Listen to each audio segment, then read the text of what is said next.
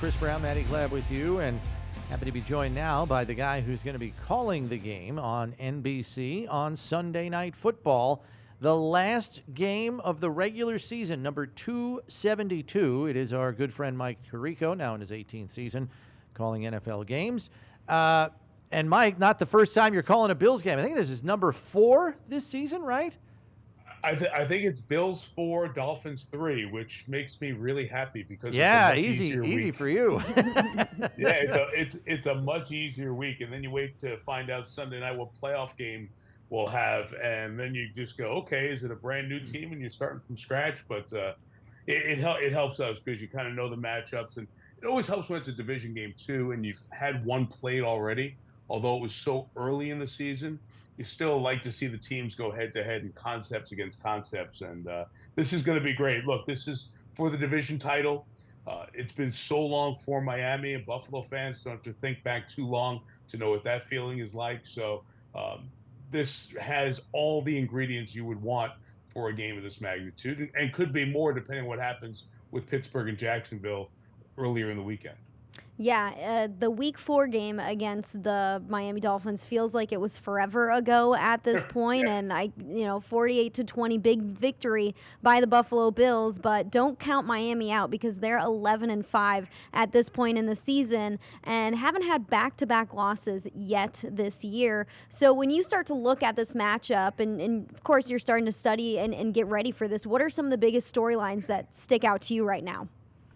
Well, it's a little bit of that, Maddie, too. It's the evolution for both teams, right? And you think about where the Bills' offense was, and they're hitting stride, and Kenny Dorsey's calling plays, and now it's Joe Brady, and the offense has a different look and feel to it.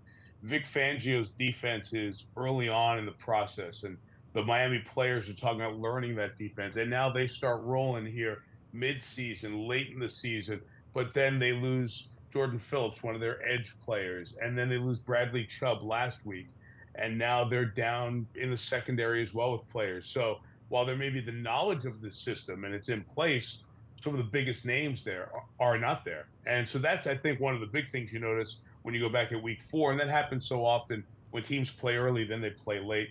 And I love that the division favorites, if you will, going into this year, played early in the season and late in the season. I think it gives it a balance. I don't like this setup where we have sometimes you play a division opponent twice in 3 weeks. Detroit and Minnesota are doing that. The Jets and Miami were a couple of times in a 3 or 4 week space. I don't like that. I like when it's spread out. You play one of your matchups early in the season, and you finish with one of these teams at the back end like we have on Sunday night. And to your point, Mike, concerning the shorthanded nature of this Dolphins defense, it was interesting. We just heard from Josh Allen about an hour ago in his weekly press conference with the media, and he is supremely curious as to whether Vic Fangio is going to go the conservative route and just try to keep everything in front of them, kind of the drop 8, rush 3 approach, maybe with a spy, or if Vic Fangio is going to break philosophy a little bit and get more aggressive, knowing the dire nature and the stakes involved in this football game. It's going to have to be a wait and see for that Bills offense going into this.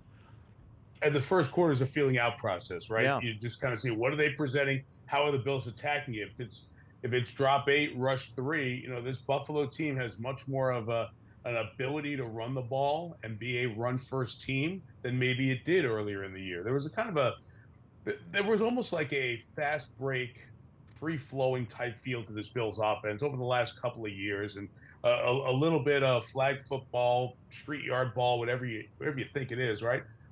But I feel like there's a physicality that has developed late in seasons with the Bills, and I feel like that's happened again this year where you want us to hand off the ball 30 times. We can go do that and be very effective with different backs doing different things, and especially because Josh is so dang good at doing it, right? So I think this team can put on your going out Friday night party clothes, and can put on a formal tux, and can put on a flannel and just go knock heads with people. I think they've got the full wardrobe there at their disposal. The question is, what does Miami do? And are you trying to match what the defense is doing, or are you trying to dictate what you do? That's the fun chess game I think we're going to see Chris play out once that first quarter gets going. I love the flannel description because Mitch Morse literally wears flannel, as does Spencer Brown, all the time. Yeah, they really do. There's a Western New York perfect fit especially this time of year. You got to have at least one flannel or two or a full closet of them Yeah. to call on, right? When it comes to deciding what this offense wants to do, if they want to dictate or kind of play to the chess pieces that they have and see what Miami's going to put out there and then decide, here's what we're going to do. The last couple of games have been interesting for this offense because they've been able to not get in the swing of things early on, but they've been able to close things out when the game has been close, which you haven't. We didn't see that team. We didn't see the Bills do that earlier on in the season. They were losing those one-score games. Now Buffalo is finding a way to kind of grind out a win at the end, even if it's not pretty. How do you think the Bills can get back to some of those fast starts that would ultimately put them in a good position against a team that has Tyreek Hill and can score very quickly? Right, and that's what it becomes. This become a game where you have to start matching Miami because Miami's offense is on a roll, and you have to play complementary football, which I think Buffalo has the team to do, which is a little bit different than some other teams because you have not just Stephon Diggs, but you have Gabe Davis as well. You have two healthy tight ends now. You have Shakir working the inside. You have the ability to get into empty sets and throw the ball and get down the field quickly. Now, if the defense is setting a tone, as they have the last few games, and Daquan Jones coming back was big last week, and getting the safeties back on the field. We just talked to Rasul Douglas, and he was effusive in how comfortable the Hyde-Poyer combination makes it for him as a guy who hasn't been in the defense for a long time to learn how to play it and be effective in it. So if the defense is keeping Miami in check, then you get into one of those games where you don't have to be as turnover prone or as reckless or as aggressive, whatever term you want to use. When you put the ball up against good people, there's a chance they can get in the way and make a turnover. We saw that throughout the season. So I like what Buffalo has as options now. And I love the way Josh is kind of orchestrating all of it, the ability to do it. I do think when we look at this game, that Miami offense may dictate some of what is going to play out. Do they get hot early on in the game? You know they're going to be really itching to do that and get Hill and Waddle going. Those are two of the fastest guys in the league. And when they are together and they're on the field, along with Mostert and Achane, they stress a defense almost more than any other team in terms of speed and verticality. So how effective are they going to be? And will they have those guys back at full speed? That, to me, is going to dictate a little bit of how this game plays out. Is it a shootout game, or is it, like you said, Maddie, one of those tight games that the Bills have been good at closing out the last couple of weeks? Right, and that is a big decision for Mike McDaniel this week, Mike, because the Dolphins are already in the playoff conversation. They know they're going to the postseason. Certainly, they'd rather have the division title and a couple of home playoff games for themselves, and there's no debate about that. And McDaniel has said we are playing for the division. But with that in mind, I think there's got to be a little piece of the back of his mind that says, well, do I really want to push Waddle on the field if he's really iffy, run the risk of him aggravating it again, and then I don't have him for the next round or the first round of the playoffs? Mostert could potentially be in the same boat. Do you want to wait another week on getting Jerome Baker back off IR? He opened his practice window today. I mean, he's got some important pieces where, yeah, you'd love to have him for this game and improve your playoff seeding, but you also could run the risk of not having them for the postseason. Yeah, so what's the meter of that, Chris? Is it like, yeah, I've got 100% I need to play everybody if they're physically available, or can I save a guy or two? And I'm going to say that they're like 80% they've got to play people, because I think the division is very important for these guys. Yeah. I really do, because they could look at losing the game and just get on the plane and come to Orchard Park next week as a 6 seed, right? And do you think they want to do that? I mean, you look at the weather. I mean, we all love to look at the weather this time of year, especially in the northern part of the country. And do you think Miami wants to take the speed of Tyreek and Waddle and Mostert and Achane and come on up and play in 20-something degrees with snow blowing off the lake, which there's a good chance for next weekend? Not at all. So I think it's really important for them to get that 2 seed, to be the home team, to not have to go to Baltimore and Buffalo and Kansas City.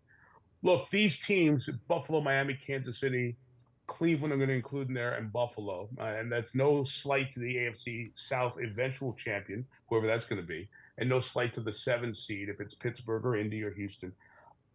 Those 5 teams I talked about there, with Cleveland and Buffalo and the other division leaders at the moment, those teams can win anywhere. But I think of all of them, what they do as their DNA, it's harder for Miami to travel into Cleveland or Baltimore if it's cold, or certainly Buffalo if it's a slower track. So I think that's a long way of saying this is an important game. If guys can play, they need to play. And I think winning a division title for Miami would be very important the way this season has gone, to not be 3 up with, 5 to go and watch the Bills run the table and take the division and keep the mantle of the best team in this division. When you look back at Buffalo's season, is it wild to think that and recall back to when this team was 6-6 and people are wondering, is this team going to be playoff bound this year? Can they fix the things that they need to fix to put themselves in a position where they could get into the dance? And here they are, and they've done that. And this game is a win and in for them. It's a win and a 2 seed, and they're focused on the task at hand, because if this game goes by the wayside, there's a chance that they're not in the playoffs. But they've done what they needed to do and won the last 4 to be able to put themselves in the driver's seat in that regard. Is it kind of crazy to think back to where they were at in the middle of the season here? Yeah, Maddie, and not even that, the beginning of the season, just a little bit of my behind the scenes. During a week, I'll start the week by, let me just review the season right from the start. And I'm thinking, my gosh, the Xavier Gibson punt return by the Jets feels like 3 lifetimes ago, right? It just feels like everything has been such a headline story with the Bills this year and going all the way through. And you think about that loss, you think about the Philadelphia loss, the Jake Elliott field goal to get the game to overtime. Those 2 overtime losses, like if the Bills, we in our business, and Chris knows this, as you do games, you have to scenario plan. So, part of my week is scenario planning. If the Bills lose and they don't make the playoffs, what are you looking back at? Well, think about the number of close calls here in this season, and you start thinking about that. But on the other side of scenario planning, as you go to the bye week and then run through the rest of the games, look what this team has done with. And as I was mentioning the games, I didn't mention the overtime loss, the end of the game loss at home on the Monday night as well. You start thinking about what this team has done from a really bad feeling place after the Denver loss, and built a really confident, solid group that has morphed significantly from where it was at the start of the year. Every season feels long. I think for the Bills, the last 2 regular seasons have felt like epics, really long, so eventful and so many turns. But some of that comes with being a team everybody watches, a team on a big stage, and playing important games every week. When you look at one of the hallmarks of this team, they have closed the season strong over the last couple of years very well. And I think that fuel and that understanding is what propelled them to this spot. And it's why I don't know anybody who would bet against the Bills this week. This team seems built for these situations because we've seen them in these spots and thrive in these spots. Mike, thanks for the time as always. We look forward to your call on Sunday night. We'll see you down there in South Florida. You look at you, pretending like people are going to be listening to me, not to you. Come on, man. Get out of here. You're too kind, and I love it when you lie right on the air. That's great. Right back at you. Yeah. We look forward to seeing you guys in South Florida. Happy New Year. Who knows? Maybe we'll be up there in Orchard Park next week for a playoff game. Yeah. We'll take it. We'll put $1 down on that right now. Thanks, Mike. Appreciate it as always. See y'all.